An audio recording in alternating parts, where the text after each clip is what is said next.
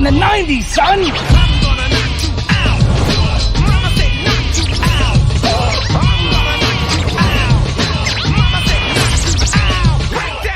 We may not look like it, but we are actually kind of hip.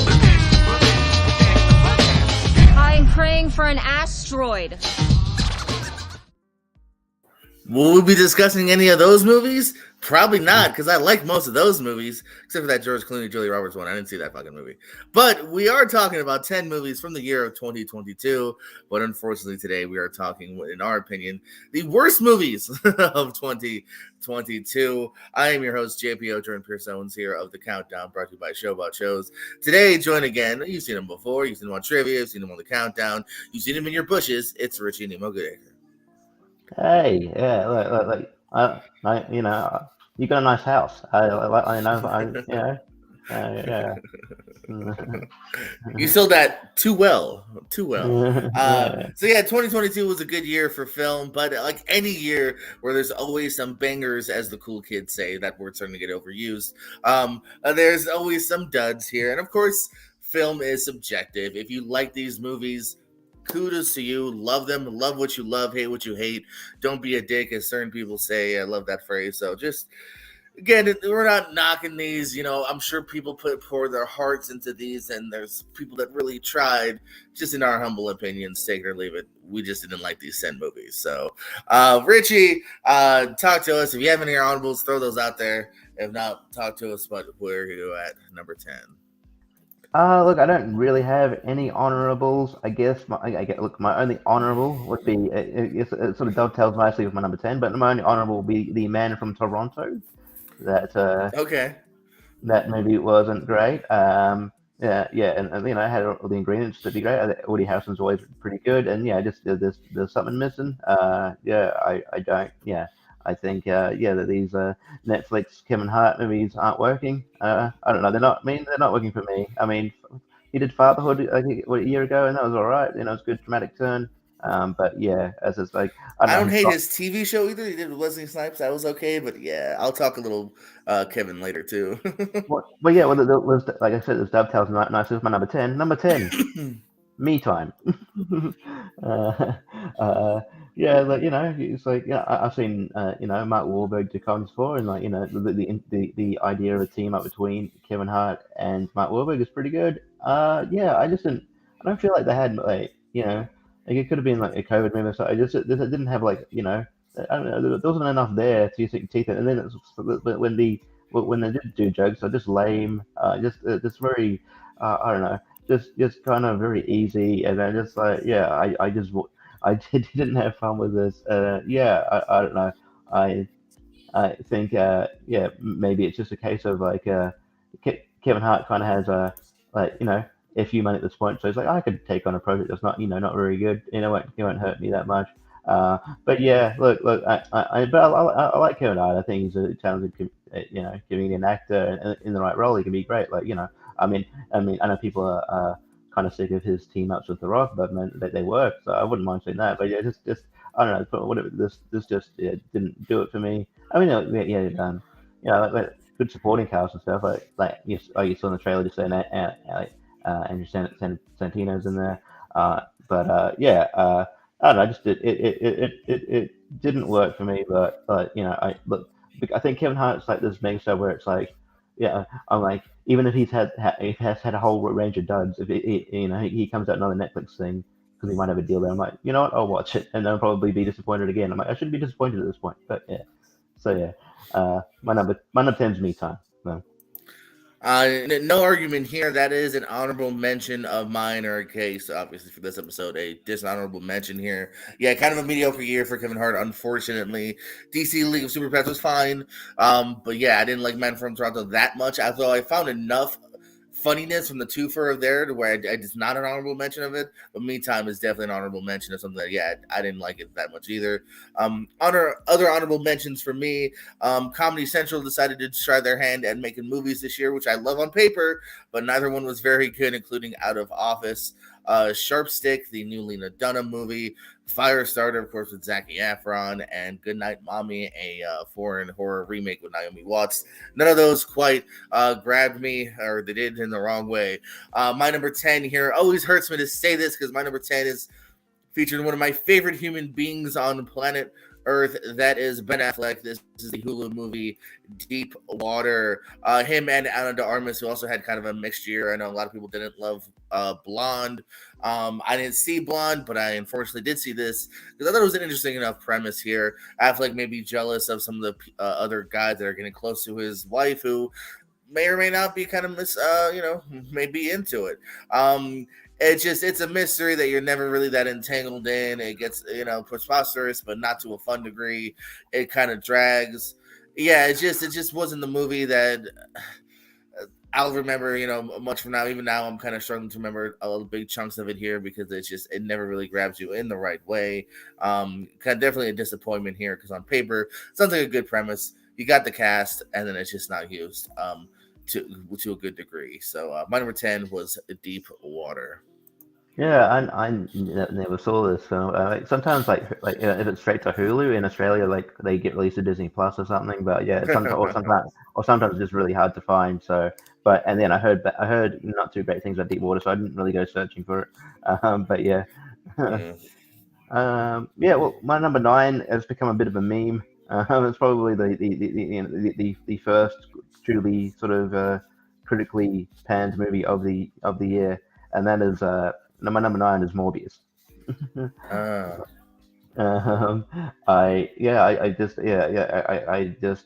don't know, like, yeah, I haven't really been a fan at this moment of these like sort of villain sort of universe they're trying to set up. I don't think any of the movies have been particularly wonderful. Venom was alright, but yeah, this one, like, I think just doesn't work on every level. The story's not engaging. I didn't think Jared Leto was that great. The script, the writing is pretty lackluster here, and even like Michael Keaton shows up for like a couple of minutes, and he's bad in his role. I think he knew he was in a bad movie. But yeah, very phoned in, very phoned in. I feel, yeah.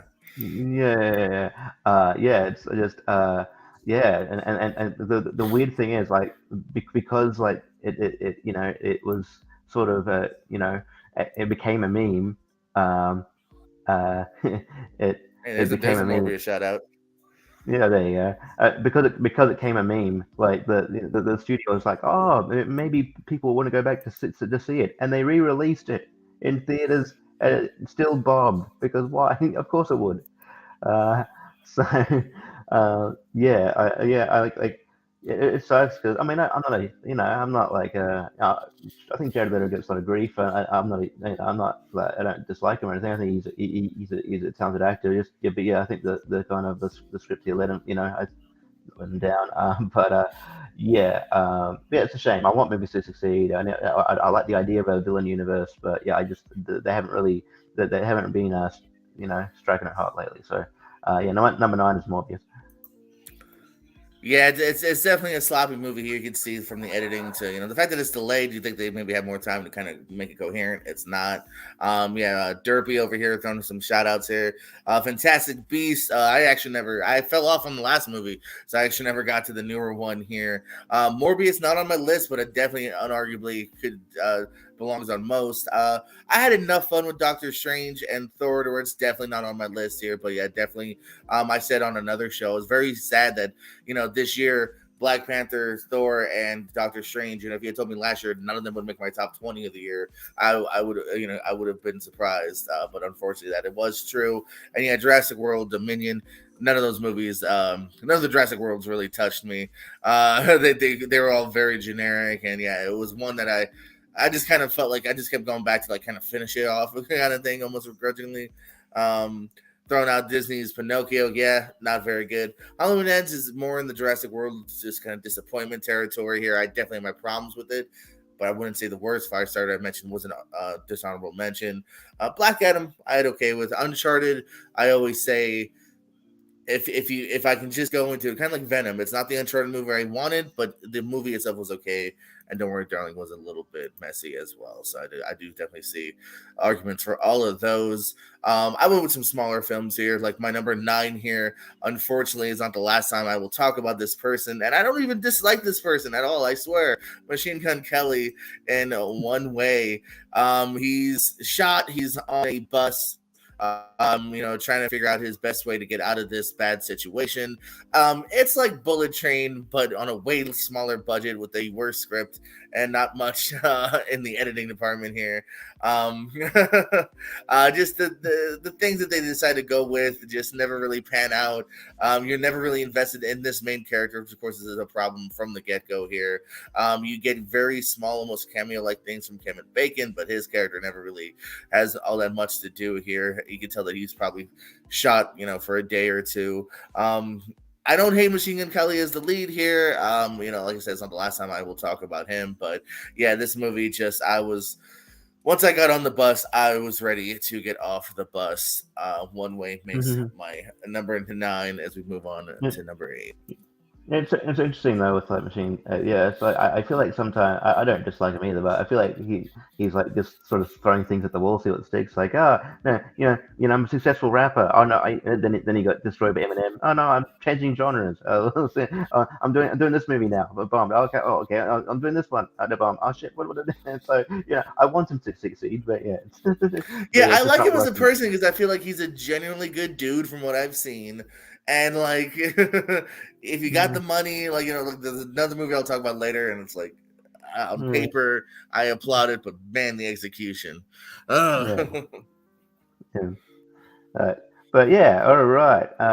You kind of brought this up just before, and then talking about Dopey's honorable mentions. But I think when you talk about like bottom 10, you also have to I think you also have to factor in disappointment as well. The anticipation and what you got matching with what you got. So my number 8 is Jurassic World Dominion, one of John Anderson's top 128. I was gonna say, what are you talking about, man? Top 128 of all time, according to our friend. Yeah. Like I feel like they were just sort of like. I feel like they're running out of steam after Fallen Kingdom because Fallen Kingdom wasn't great either. And then okay, look, what can we do to gauge interest? We'll bring Sam Neill, Laura Dern, we'll bring all the and Jeff Goldblum. We'll bring them back. That'll get people into the theaters. And I mean, like, and they're not bad. That's fine. But it's just like I think the sin that this movie commits is it's like they make the dinosaurs. When a dinosaur movie, you want to see the dinosaurs, and I feel like they make the dinosaurs secondary. It's primarily a film about locusts, and I don't understand that direction. But again, I don't know. I feel like they just know people will watch this movie because of the Jurassic World and attached to it. I'm not. I don't know. I feel like that on paper it should be the Jurassic World with the main cast coming back should be an easy sell, but you found a way to make it sort of quite uninteresting.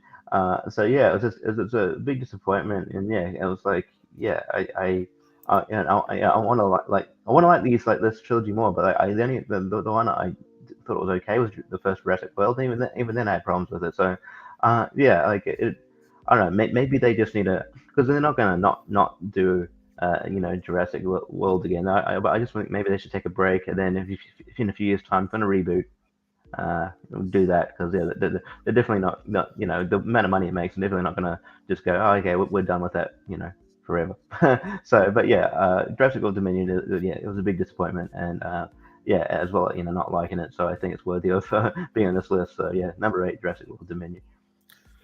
Man, no big argument here. These last two, I have a hard time ranking this last trilogy because like the first one's fine, and then I feel like it's been diminishing returns since. I don't even know how to rank this, and the last one, the money's there. You know what I mean? You got the actors here, but even like the return of Sam Neill and Jeff Goldblum having a bigger part, even that wears thin very quickly from what they have written for him. So. My number 8, we're sticking with franchises here, actually. Here, speaking of rebooting for the 1 millionth time, I got to talk about Texas Chainsaw Massacre. We had a great year for horror. There was some that were in my top 10. There were several that were in my top 30, 40. This unfortunately will be here and at the bottom here. The pluses, you do have some gnarly kills here. The blood is on screen. You know, that's where the budget really went here. You have some decent actors here. You got the girl from 8th grade as one of the leads. But yeah, and then the rest. The story, the decisions they make, the characters here. They decide to shoehorn in, that she was involved in like a school shooting, which is very just unwarranted in a schlocky horror movie like this. It's not just an unnecessary little add-on here. You have, of course, them. They're trying to be a little funny and on the nose. Oh, we'll cancel you, bro, on the train. And then another thing that always annoys me, they literally stole the idea of Halloween. Where they're like, all right, let's take the original character from the first movie here. Let's have her. She's been obsessed with Leatherface all these years, and we'll bring her back. So one, you're just straight up stealing the idea. Two, that actress is dead, so you got to recast that actress. So you're not even really having the same actual nostalgia actress. And then three, because again, they don't know how to write because a movie has to be a movie. She literally has him dead on arrival. She has him like in front of him, and then just because of reasons lets him go so the movie can continue. And yeah, I understand in horror it happened with Halloween Ends, where just people have to make bad decisions in order for the movie to keep going. But when they are the dumbest decision possible, that make no sense here. And that whole character you can almost write out of this friggin' movie here too, because she you ramp up with like a couple scenes of her. She comes in, and then that character ends up being kind of useless too, and you go back to the main two girls. Okay, cool. Yeah, like I said, this movie just kind of annoyed me and bothered me, and it was an example of not what to do, in my opinion, of trying to reboot, revamp. So, number 8, Texas to the Chainsaw Massacre. Yeah, it's weird if you can't get the original actress back, and you want to do that character, maybe just change course of it. Because at least when Halloween, the first Halloween came out, like Jamie Curtis was young, you know what I mean? Like, so like there's a good chance, should be available for when you want to do a thing later on. But but anyway, it was just it's a baffling decision. But yeah, my number 7 might be a bit controversial because it's divisive, and I've had people defending this movie, and I personally just don't get it. I mean, you said that we won't be talking about things that were in your intro. Well, we probably are now. My number 7 is Bodies, Bodies, Bodies. That's right. I forgot you hated this. Yeah. I did not like this movie. You were talking about with Texas Chainsaw Massacre being on the nose. This is on the nose as well. I guess he's trying to parody. The director's trying to parody like Gen Z, and then he parodies them away. I was like, no one talks like that. There's no, and then I don't know. I get the you just don't get it, Richie. You just don't get it. Right? I get the idea that they're all supposed to be unlikable, but not that they're all unlikable to the point where I wish they would all get killed off. That shouldn't be the thing in your horror. I should have be able to root for one person. You can't root for anybody. They're all terrible. They're all sort of toxic. They spout out millennial lingo. It just feels like someone who around this movie who's just got an idea what Gen Z and Gen Y are, but he does but yeah, it just comes off really really phony. Pete, and then there's this twist at the end. People are like, oh man, you got that twist at the end? I saw it coming a mile away. It's not a great twist. It's just not. I find this movie, people just completely overrate this movie, and I maybe I'll go back to it, but I just found these characters too annoying to sit through. So look, if you're watching, you can at me in the comments, but I did not like this movie at all. So yeah, Bodies, Bodies, Bodies. It is definitely one of the divisive films of the year because I have seen it ran the gamut. I've seen people try to say this is in their top 10. Actually, I believe maybe Rick Reaver did have it in his top 10, on a previous episode here. and I've seen it in people's top 10 worst. I mean, literally 5 seconds ago, because on this episode. So I'm in the middle here. I do agree that, like, I mean, there are no likable and annoying characters here. Yes, that could be the point, but that doesn't make it fun to watch. You know what I mean? Like, it does become grating here. It's another one where, again, if these characters just had like a conversation, none of this stuff would have happened here. I do agree the ending. I also kind of was able to piece together pretty quickly. So I'm in the middle. I thought there's enough here going on where it's definitely not my worst, but yeah, I could see why it could be grating to get to that point. I don't agree with how it can get so high to some people, though. That baffles me more than you saying it's worse. It's people that say it's so good. That baffles that I have a harder time understanding. For my number 7, again, this one kind of just it hurts my feelings that I have to talk about it. Jo Koy's big feature debut in Easter Sunday. On paper, I had this pretty high as like an anticipated movie because I like Jo Koy. I champion, stand-up comedians getting their first, big break as far as like movies wise, and he is somebody I legitimately thought to myself for a while, when's he gonna get a movie or like a sitcom of sorts? Because this is a guy that travels the world and sells pretty big houses, and stadiums and stuff. So then I saw the movie. It felt very direct to DVD for me here. It felt almost not genre bending, but like they have like people coming at them. All of a sudden they're trying to be an action movie for a quick second here. Then it's trying to be a very schmaltzy family movie here. You could obviously tell too, it's one of those movies that like they try to shoehorn him doing stand up. Like there's a church scene where they're like, well, why if you could do it better, and they give him a mic. Oh, it's this scene right here. And all of a sudden he's doing his act in the middle of that. And there's another like 2 scenes where like they forcibly somehow get him to contrivably do stand up in the middle of the movie here. And yeah, just it's a comedy where just the laughs weren't there. It came and went at the box office here. There's nothing wrong with him per se, but again, the script just isn't there. So I do have hopes for Jo Koy getting something better to do, but this is not it, and that sucks to say. But Easter Sunday was my number 7. You think it's a case of he went to his manager like, hey, I want to get into movies, want to get into film, and then the sort of this came around, and he felt like, oh man, I don't really act, so I can't really afford to kind of turn this down. I'll make what I can with it. It could, I don't know. It could be something like that, especially if a guy hasn't really done major acting before. But it's not really one I seek out. I like Jo Koy, and you'd think that because he does like all these like arena tours, he's like that big. You'd think that he would be in more stuff. But hopefully this is like. I know this movie didn't do very well at all. Hopefully, like it's not like he doesn't get too deflated by it, and he can bounce back and do some stuff. Maybe just be a side character. Maybe just you don't have to be a mega. Maybe like work your way up to be being the lead again. Maybe be like be a side character or something. I don't know. I mean I like Jo Koy, so hopefully hopefully you see something more in him. Okay. This is probably the number 6 is probably the first sort of double up. We only just talked about this. Number 6 is Texas Chainsaw Massacre. Give it the back.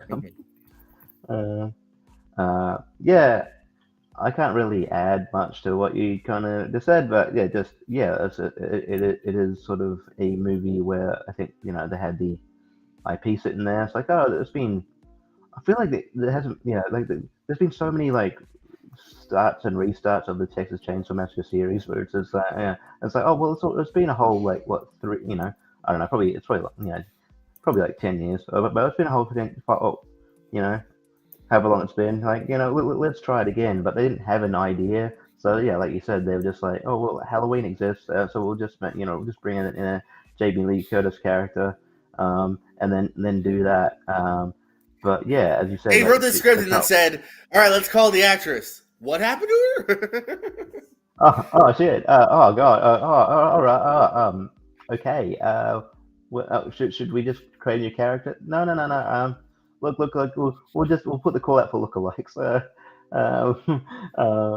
But and then, like you said, the kills are good, but I don't think that's enough. There's no like fully like suspense here, and they try to shoehorn in like millennial talk, and that's fine, but sometimes it's just kind of cringy. It's just not doesn't work. I don't know why. Yeah, I don't know why this movie needed to really exist. I don't know. But yeah, look, I'm sure in like about 5 years' time they'll try again and but yeah, I don't know. Yeah, they just haven't had the right formula to get a Texas Chainsaw Massacre to work in quite a while. So I mean, hopefully they find the formula one day. But yeah. Well, Oh yeah, from yeah. You're number five. Sorry, I didn't transition that properly. no, you're good. You're good. From horror on the flicks to horror on the cock, the peacock. I'm going to talk about they, them. This is one that kind of like almost like Sick recently. Kind of slowly, kind of quietly fell out onto the peacock. But I actually kind of like Sick, so I'm not going to talk about that next year probably. But I will talk about this one here, fortunately. At first you think, okay, then maybe they're going to do something different with the genre here. You unfortunately have these, camps that do exist in real life here, and Kevin Bacon's first speech is kind of creepy and ominous, and then it just becomes a cliched film where this just could have been any slasher. This could have just been any camp, and so they do nothing with the concept here. The kills aren't there in this one here for the most part. The characters aren't here. There's a slight twist at the end that you just don't care about here.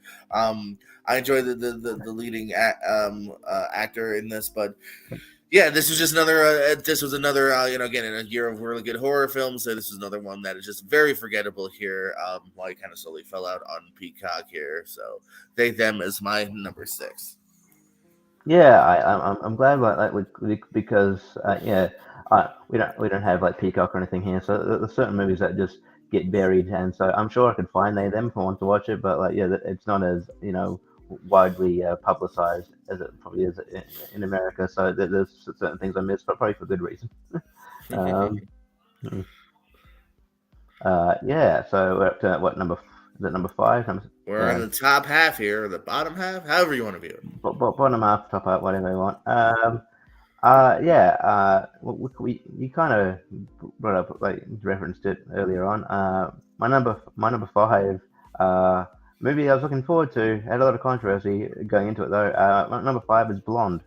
Okay. And look, Anna de Armas is not the problem here. She tries. She's a weird casting for Marilyn Monroe, I must admit. But like, look, she's a great actress. She did what she can with it. But yeah, I just didn't. I guess I didn't like the idea of it. It was when you take like something that sort of a woman that sort of had a kind of a bit of a a really interesting life or a traumatic life. I kind of want explore that, not just like have a fictionalized take on things. And it just sort of ruins me. I was watching a review with Dan Murrell, and he said like it felt like a movie that it felt like it was directed by a person who didn't like Marilyn Monroe. Yeah, because she doesn't come across well in this. She doesn't come across well with this, and yeah, it's just like I don't know if I was like Marilyn Monroe's relatives or whatever when watching this film. I don't know. I don't know how impressed I would be because it's just weird. I felt weird watching it, and then it's just I don't know. I don't know why. Like I would rather see a proper biopic of Marilyn Monroe. I think they could do really well. But yeah, this take did not work for me at all. And I don't know why it exists. So yeah, number 5, Blonde. Yeah, I don't know. The trailer looks stylized, but it just didn't do much for me. And almost every review I've seen to a degree has been kind of in your vein. So it's one I didn't get to. Number 5, though, we are staying on Netflix. Man, we are not helping Netflix get any subscriptions today. End of the Road with Queen Latifah and our boy Chris Bridges here. Again, there's probably worse things you could do with your day. I suppose you could, try to murder people, but it's just it's cliched. It's another one where the twist is seen coming here, and then it's just the thrills aren't there. It's just very by the numbers. It just reminds me of any kind of recent thing you've seen, kind of like Halle Berry and the kidnap, and I don't know. I just remember just kind of being very ho-hummed by it, and and just even at the end, just waiting for it to wrap up because the whole family's gonna be safe. They ain't killing a kid. Maybe Luda could, but you're just going very by the numbers here, and yeah, just another movie that didn't really do a hell of a lot for me here, and it's very passable movie. So number 5, middle of the road, middle of my list, end of the road. As we move on to your number 4. Yeah, I would just say, yeah, I saw the trailer at the end of the road, and it just looked very, yeah, like you said, cliche, but also the trailer they cut wasn't very good. But yeah, interesting, mixed year for Queen Latifah. She was, in this, but also in one of the probably people best in the year, which is Oh yeah, Hustle. So yeah, good for her for making both of my lists in different ways. yeah, and also I don't know, it's weird, like Ludacris looks like younger in this movie, so I genuinely thought at one point it was like Ludacris's son. I was like, oh wait, no, it's actually Ludacris. And it's interesting that he's not. Is this the first movie he's not going by Ludacris? He's just Chris Bridges. I feel like it depends on the movie. I think I've seen him do Chris Bridges before, for sure. Okay, fair enough.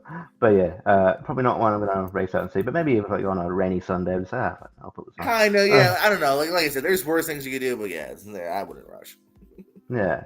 So I think this next no, this next one's not Netflix, but it's on streaming side. My next one had 2 movies about it come out this year, but I'm going with the Tom Hanks Pinocchio. I yeah,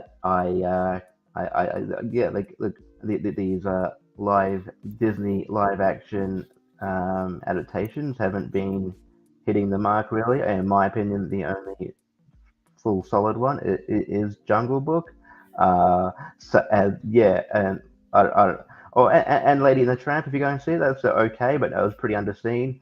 But yeah, like Pinocchio is one. Yeah, like I was looking forward to. It had all the right elements there, and yeah, just wasn't good. I don't think Tom Hanks is always pretty good. I don't think he was great as Geppetto.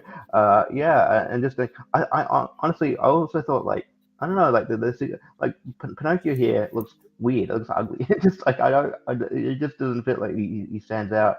And yeah, I don't know. I just it didn't. Pinocchio is an engaging story, but the way they did the story, I was like, I'm not. I'm just not on board. So if you want a great Pinocchio movie that kind of does different things with the IP and makes it kind of interesting. Go for the Guillermo del Toro one, but yeah, I don't know. Like I don't. Yeah, I just felt like this was kind of I don't know. I thought the animation was ugly. I didn't think the acting was very good, and just like, I didn't feel like there was a like I didn't do enough with it to justify its existence. So I'll go. Tom Hanks is how should I differentiate it? Tom Hanks Pinocchio. Well, yeah. Yes, I don't think. Did you? I don't think anyone saw that. I saw a review of it. I don't know if you saw it. There's a guy on YouTube. There's a guy on YouTube really like called Curtis Connor, and he did a review on this. I've seen people. I have seen people do like the trifecta review and like shown clips of it. Yeah, what a weird casting choice.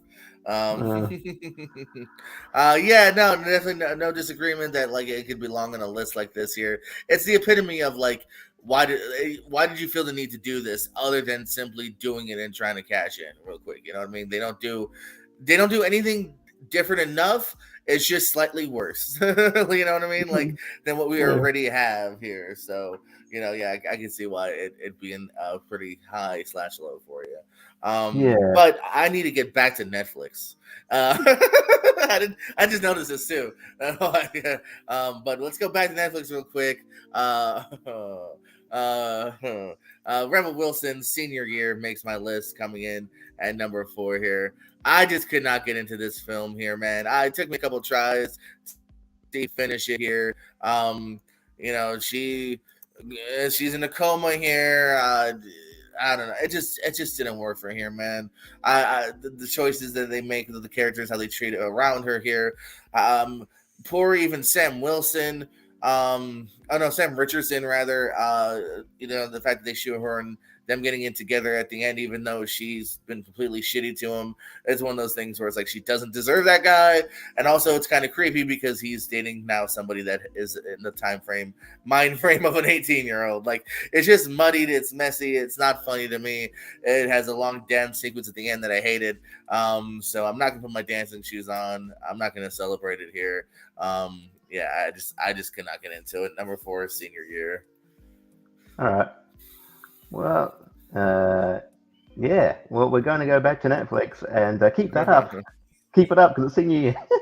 Really? Wow. Okay. I thought I was hating on it too much. Damn, it's back. Yeah. I mean, everything you said. Yeah, I don't. Again, I think one of the big faults of the movie, especially if you're just following one character, is to make it, make her unlikable. I didn't think she was very likable at all, and yeah, and again, yeah, she doesn't deserve to go. It's already sort of a romantic comedy trope that I thought had died, where it's like, oh, guy or woman is shitty to a person that likes them, and then gets them in the end because story. Cuz. Yeah. So I just thought it was very, old hat here, and I think they could have done anything better. She does, but cool. I like Rebel. I want to like her movies more. Yeah, my biggest critique on her earlier was that, I think she can be a great actress. I think she just sort of plays the same roles. But I'm looking forward to her seeing it. I would like to see her break out and do other stuff because there is talent there, and she's Australian, so that's good. Well, then she should do better. Alrighty. Oh, I didn't even change. I didn't even put your number 3 here. Number 3 was senior here. Here, hold on. There's your banner. All right. All right. Let's go now. My number 3 here. All right, Netflix, you get a break. Let's go back to Peacock. I'm going to talk about Escape the Field. Let me guess, Richie, have you even heard of this? What the fuck's this movie? Exactly. And there's reason, because as I'm watching the trailer, I'm trying to remember what this even is, and it's not even that old. It's only a few months old. Several people wake up, amnesia. We're in a field, and we got to escape it here. Very reminiscent of a couple years back they did In the Tall Grass, which I think might have been a Stephen King adaptation. That movie was actually kind of okay because it kind of got preposterous and at least had some good actors and like a little bit of character development here. This one, you're kind of missing kind of all of that here. You again have a couple of okay actors here. The one guy that was in Emily and the Criminals, I really liked him from that. You have Shane West, so you might know from, I don't know, was it Walk to Remember or something with Mandy Moore? You got a couple people here.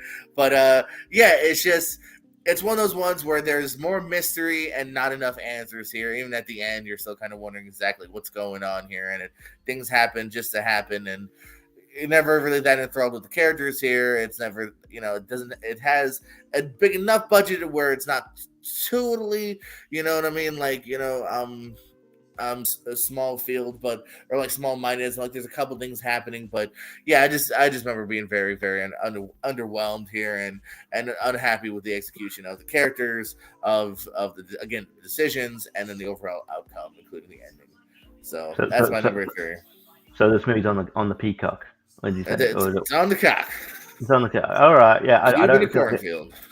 Yeah, I don't feel like I would. Like it would. Yeah, if it kind of was just there and didn't do anything, I don't know if they'll bother to release it in Australia. But if I find it, I might give it a watch. But yeah, I don't know. It's not one that I would probably seek out. Just like but I watch anything. So, I mean, look, you're gonna let Netflix off the hook. I'm not. My number 2.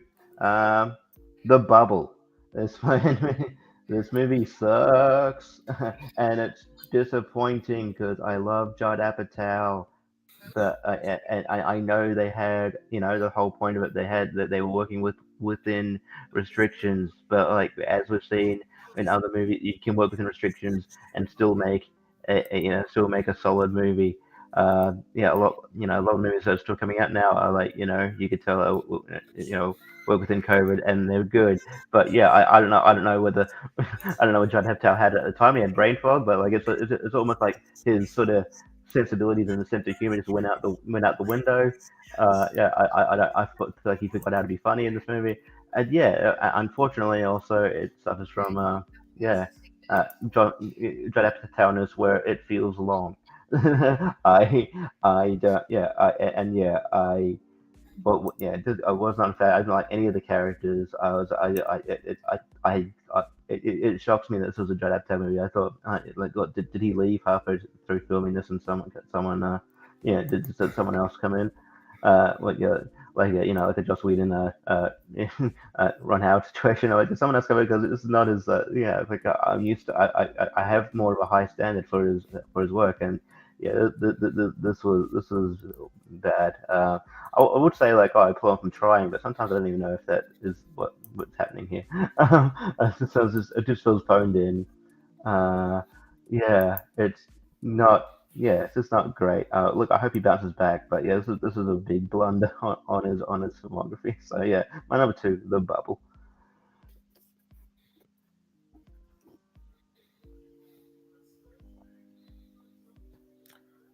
I might have froze. Are you still there? Yeah. I think you might have frozen, but yeah. Number two, The Bubble. Yeah, this is not on my list, but god damn it, it should have been. I think I was too nice to this because I want to like this, man. Everything on paper, I want to like the cast: Pedro Pascal, Keegan Michael Key, Karen Gillan, Fred Armisen. Fred Armisen is the only show stealer here, by the way. I feel like he at least had me laughing a couple times. Everyone else, I hated Pedro Pascal, and which is funny because I loved him so much in Unbearable Weight. Another guy who who belongs on both lists here. The movie feels unfinished. It feels like they didn't really have a script, and they're like, "We'll find some funny things to shoot." There's like 2 to 3 dance sequences, if you remember, like, you know what I mean. We're just like Yeah. dance for a couple minutes, you know what I mean. And as Pez joked in the comments here, this thing is 2 hours and 7 minutes. Doesn't need to be. You could have cut an easy 20 minutes from this thing. Not that it would have made the movie any better, because yeah, it is easily the worst Judd Apatow directed movie. Yeah, probably my number one disappointment of the year, because again, on paper, I want to like it. God, messiness. My number two, I actually can't even show you a full-length trailer because I don't think they bothered to make one. I only have a 30-second trailer. Bring it on. Cheer or Die is what it's called. Again, on paper, I kind of like the idea. You take Bring It On, which has had 6 movies so far, now 7, and you put a horror element on it here. And I still think there's something to be warranted in this idea. Like, I wouldn't mind someone else doing that. But unfortunately here, they don't have the actors. They don't have the budget here. The kills are unimaginative. Sometimes they're very even unbloody. Bad story around it here. It just unfortunately failed in every level that I was hoping it would maybe succeed a little bit in here. Only reason it's actually so low on the list, yeah, that's right, number 2. I'm saying it's low on the list, is because I guess the argument could be made, look, well, it's a sci-fi movie. What more could you expect? But I've seen some okay sci-fi movies here. You know what I mean? Yeah. But they, so that's why it still, I think, belongs this low on the list here. Again, the 7th movie in the Bring It On franchise, Cheer or Die. I still say, someone else could do this. Maybe The Bubble 2, where all the characters get murdered. What is your least favorite movie of the year, and why is it Everything Everywhere All at Once, Richie? No. No, my least favorite, again, I gotta look at disappointing and how much anticipation I had going into it, and then what it gave me. I think my number one may not be like that in terms of like worst movie, like, like there's probably worst made movies on this list, worst, acting, but like in terms of disappointment, I have to go with Halloween Ends. I think this movie Oh is shit! I think this movie's terrible. I, yeah, what you do, you take a character like Michael Myers. This is the last movie in your trilogy. You sort of you set the stage that this might be the last time you see Michael Myers. It's probably not because they're going to reboot it in a few years. But yeah, but yeah, you set the stage, and then like what do? You make him a secondary character to to somebody we haven't been introduced to yet at all, and then it's like, oh, this is your new killer.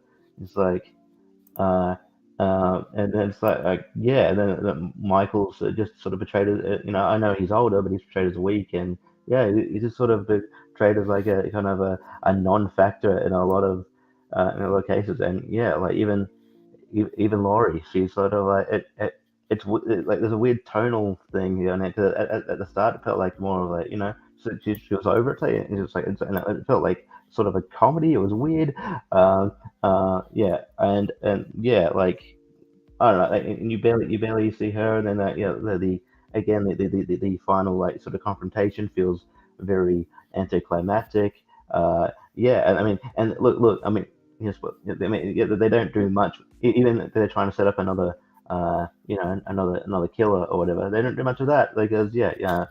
But yeah, so it's just like yeah, like if you wanted to introduce a new character in one of the previous films, sure, but like this is the last movie, the last round in your trilogy, and and this is where you decide to introduce a new character. It should be solely focused on Michael Myers and his the confrontation. It should introduce like if you want to do a fourth maybe if this wasn't the last one, if you wanted to do a fourth movie, then you can kind of like then or just do like a tease like, oh, you think Halloween's over, but yeah, this guy's a killer now, or reveal him as a killer like at the end, you know what I mean, like sort of the puppet behind the kind of the master of puppets or whatever. As a twist, oh, okay, cool. Okay, Michael Myers' saga's over, but this guy's saga's just beginning. But no, they just the way they did it was just like, it was just a bad movie, a bad Halloween movie. Yeah, I just didn't. Yeah, just some of the decisions were baffling. So yeah, my number one, Halloween Ends. Yeah, I think I said it before. It's not in my bottom 10, but I can't argue how that it would annoy someone to the point of putting it in their bottom. Because yeah, it's an interesting take to make. There's enough to warrant it to where I don't want to say it's in my bottom 10, but yeah, it's definitely a disappointment. It's a weird twist to make. I said before on Tournament Fights or the Movie Hero Network, like this would be maybe a good number 4 movie. You know what I mean? When you finally finish off Jamie Lee Curtis and Michael's arc, and then you do about the town and Corey's little thing. You could have introduced Corey in this one and set that up for the next one. And the relationship between him and the daughter, you could have, slightly progressed that. Because even Jamie Lee Curtis takes a backseat. You know what I mean? We saw her take a backseat in the last one because, she was hurt. She took a backseat in this one because now we're spending half the movie with fucking Corey all of a sudden. And Michael Myers is all of a sudden super weak when he was super strong. And yeah, it makes enough decisions that don't add up. You know what I mean? There's the scene where I was the kids, the band geeks, all making dumb decisions too, which always bothers me. So yeah, definitely one that annoyed me as well here. So also like the very first scene, it's like it opens in a very sort of sunny disposition, like everything's chirpy here, and it's just like you should know enough now that you should not. Like it's just like they made the character down for letting a guard down, like hey, these are. Michael Myers is and just like you've done this heaps of times before. Well, even that's super funny and inconsistent is okay. So in the first movie, as in 2018, Jamie Lee Curtis is so paranoid about a dude that attacked her 20 years ago, 30 years ago, that she, you know what I mean? She's taught her daughter how to shoot. She's got hidden weapons. She's so paranoid and like depressed and is alcoholic. In this movie, she's like, who wants cookies? Even though he murdered my daughter and he's still alive, now I'm making cookies. Like, no, now you should be drunk and depressive and holding guns everywhere. Now you should be how you were in the first movie. In the first movie, you could have been normal. Now it makes no sense why you're normal, knowing he's out there and might want to still kill you and your granddaughter and everything. Well, not only did he murder his daughter, he murdered her daughter in the last film. It wasn't like it was like, that's what I'm saying. Like, this should be the most like guarded, like, where the fuck is he? Because he's there, he's out there. and you murdered my loving daughter. But no, she's making cookies. I could go for cooking right now. That's what I'm saying. Yeah, that's literally exactly the words I was trying to say. Yeah, she decides to chill out and not be a survivalist anymore after she murdered her family members. Yeah, she kills the husband. She kills that poor girl. Has no parents now. Yeah.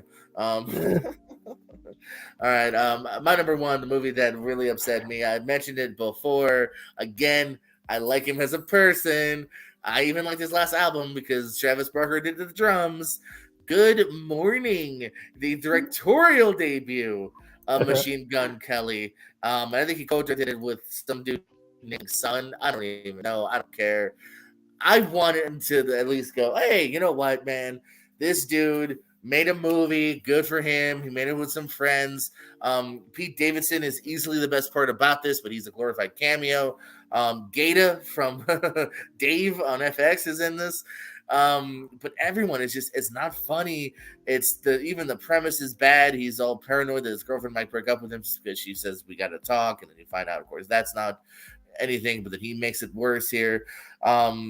It's a road. It's making him. And they also sell it as if he's got a chance to be the next Batman too, which is also very kind of little too sucking up to your own self here. This skinny scrawny kid might be the next Batman here, and a lot of cameos here, but they have nothing for them to do. Literally, the cameos are, hey, Dennis Rodman, hey, Avril Lavigne, hi, like, you know what I mean? Like, that's just simply like, hey, I got my friends to show up, and they showed up. Nothing funny. It's cliched. Cheech and Chong would smack the weed out of all their hands and say, "Stop it! Just stop it." This makes Jay and Silent Bob like Godfather. Yeah, this is just, it's a very unfunny movie here. Yeah, that's that entire scene was that's Dennis Rodman's scene. That's about as long as he's in this thing. Danny Trejo is about as long as he's in this thing. So yeah, I hated most of these characters here. I hated Megan Good in this. Not Megan Good, Megan Fox in this. I don't mind, again, kind of like we were saying with Joe Coy. I think Machine Gun Kelly could be, I liked him in that Hulu Pete Davidson movie. I think he could, Ahmad's son. See, I knew that dude had a stupid name, a stupid hair. I think he'd be a fun, like, side character, a buddy, but as a leading man so far, maybe just the scripts he's picking, I'm not going for it so far. And nor am I going for anything he writes or directs, so it shouldn't be too surprising.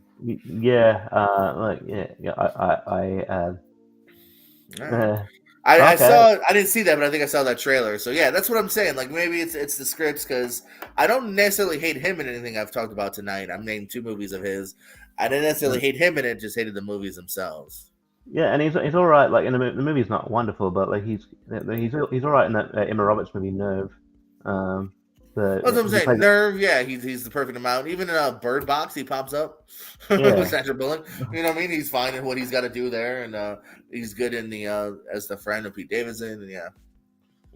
So I don't know. Yeah, I understand wanting to make yourself the front and center guy, but yeah, a lot of great actors start off as side, the side character and build their way up. So like maybe he does. Yeah, I want to like his stuff. There is some talent there. It's not just like some guy who has like came in like had like zero acting acumen, and you know what I mean. But so yeah, like I think he has the chops to sort of to do something good. But yeah, maybe it's just the script he chose, or the fact that he chooses to kind of direct and write his own stuff. And it's very bold to choose to direct and write your own stuff when you're only the sort of new to the maybe acting world. So yeah, maybe have someone pass over that script to a trusted friend, not even a trusted friend, like a real, have Pete Davidson and somebody else pass over that script here. I'll say too, Pez or anyone that's watching, if you have some mentions, definitely throw them out in the chat. Anything that you've really disliked from this year, let us know. Richie, if you want to go over your top 10 again, go over your top 10. I'll sure do that. All right, my number 10, Me Time. Number 9, Morbius. Number 8, Jurassic World Dominion, or Locust World, if you wanted to do that. Anyway, number 7, controversially, Bodies, Bodies, Bodies. Number 6, Texas Chainsaw Massacre. Number 5, Blonde. Number 4, Pinocchio. Number three, Senior Year. Number two, The Bubble. And number one, Halloween Ends. Very nice. Over at my list here, things I did not like this year. Number 10 was A Deep Water. Number 9, One Way. Number 8, A Texas Chainsaw Massacre. Number 7, Easter Sunday. Number 6, They, Them. Number 5, End of the Road. Number 4, Senior Year. Number 3, Escape the Field. Number 2, Bring It On 7, Cheer or Die. And number 1, Good Morning. And yes, they had a U in there. That's a big part of the plot. Brian Newsbaum threw out Secret Headquarters, which is a disappointment for me. Did you see that Owen Wilson flick, Richie? I never got around to it. I forgot it came out. Like, yeah, I remember talking about it on like it showed up on like a most anticipated for on 2022 on Tournament Fights, and I was like, and there was not much known about it, and then I think it just came and went, and I forgot let it in existed. It's funny because I remember on Tournament Fights, I feel like we all liked the plot on paper, like Owen Wilson, kind of a superhero movie, and then the trailer came out, and I was like, oh, it's very PG kiddish, and it threw me off. Yeah. I never got to it. Pez thrown out. It looks like you and Pez definitely have some agreement here.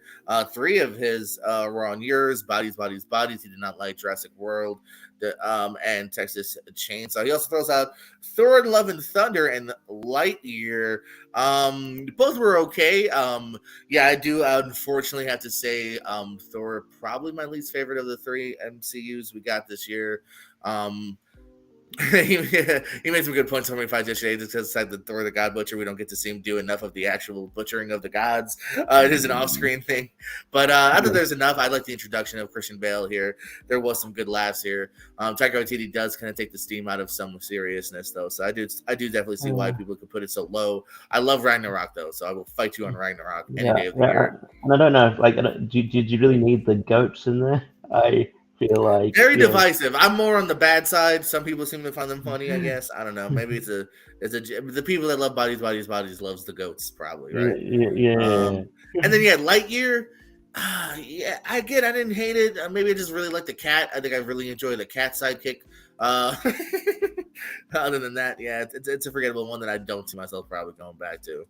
Again, it just felt like a cash in. You know what I mean? Like. Do we is it a big? Do we need to see the story of the backstory of of the character of Andy's toy? I mean, there could be something interesting there, but but I don't know. I just thought it was it felt like a cash in on the Toy Story IP as opposed to it's definitely them trying to milk it as much as possible. It's in the same vein as Pinocchio to a degree of just I don't feel like the story was. I don't think anyone's clamoring for it. I don't think anyone wrote this out of the pureness of their heart. I think it was made to go, hey, let's do a Lightyear movie. That'll make some fucking money.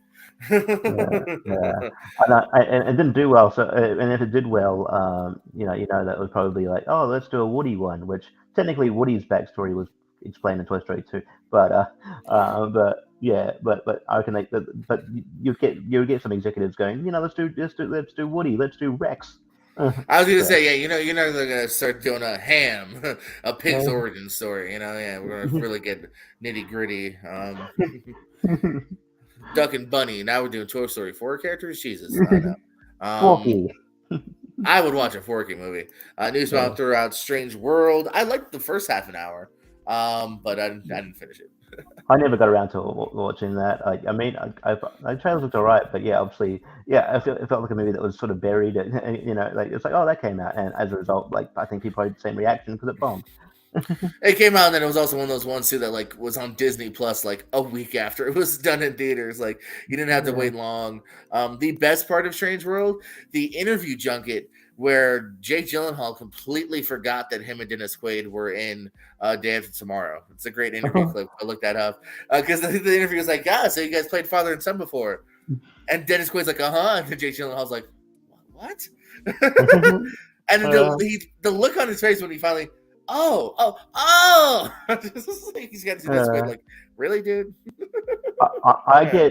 I get confused with because I confuse Day After Tomorrow with The Perfect Storm. It's like, I watched Perfect Storm. Let's watch Perfect Storm the other day, and I was like, that's one of Jake Gyllenhaal, right? And it's like, oh no, this is George Clooney and Mark Wahlberg, and it's the less good one. But yeah. So, but yeah, that is weird. There are stories of people forgetting they're in movies. It's quite fun. Pet's trying to take the wind out of my sails. All their scenes together in the movie were over the phone. No, they're together at the end, aren't they? I don't know. I haven't seen that freaking movie in a while. Yeah. Probably the episode tomorrow. I don't know what you're talking about, Richie. One's a disaster movie on a boat. The other one's a Roland Emmerich world falling apart movie. Oh no! For some reason, I just get those two confused. I don't know why. Because the covers look the same. Dermot Mulroney, Dylan McDermott. It happens. Richie, any plugs of parting words? Cool. I'm always on tournament fights on the Movie Hero Network and Tier Ranker. I'll be the next time I'll be on tournament fights will be Friday doing my finals of my top 128. So yeah, the top the 32 of that 128. So interesting to see what makes it through and what's my new favorite movie. Apparently. Tomorrow we've got we'll be watching this. We got Lonely Monsters coming back. We're doing doing a best of the year type show. And handing out like awards. So best match. Best wrestlers. Male and female, and all a whole host of other stuff. And yeah, we will. Sadly, also be talking about the passing yesterday of Jay Briscoe, and Pez has got Pez will be on there. He's got a few stories, so tune in for that. That'd be kind of cool. And then I'm looking forward to it. And then I'll be there. I do I do trivia here. I do trivia on JPO channel. I just movie and wrestling. I do wrestling trivia on the combat wrestling trivia. I just did a match yesterday with Steve Mesa. Go look that up. The winner faces JPO. So and you need to go watch that episode evidently. And and me and Steve Mesa both representing the Pullet Club. Pullet Club. Wait, what am I called? Pepperoni Factory. Factory. That's the group that's gonna win it. PF. I thought. Look, I'm looking forward to a rivalry between Pullet Club and the Pizza Fucker. I mean the Pepperoni Factory. Oh, okay. Pullet Club just sounds like you're jerking it over there. I don't know what that means. What does Pepperoni Factory mean? Is it what? The greatest pizza topping. I mean, that's what I think it is. I could be wrong because I didn't name us that. It feels like a comedy faction. Like, do you have cheeseburger in your faction as well? Anyway, Look. We could trade barbs all day, but yeah. Like, check it out there. I'm looking forward to that season. See how that shakes out. That's where you can find me. Well, damn, Brian Nussbaum. Okay. Damn, Brian. That's that hardcore movie feud right there, Brian and Richie. Yes, as Richie said, not only, of course, this channel right here, we will do some countdowns. I know Brian said me and Brian will do one pretty soon here.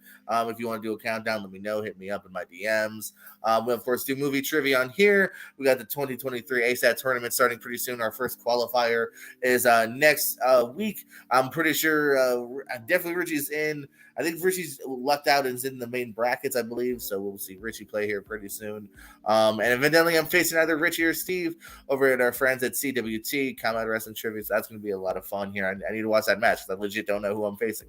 Over at the Pierce Wrestling channel, we do kind of the similar things, but wrestling-wise, we got exclusive interviews, exclusive matches, wrestling trivia, and so much more here. So yeah, like, subscribe, follow Richie on his endeavors, my endeavors, Movie Hero Network, Brian Nussbaum's Bushes, whatever you got to do. Like, subscribe, tell a friend, tell an enemy, and we love you.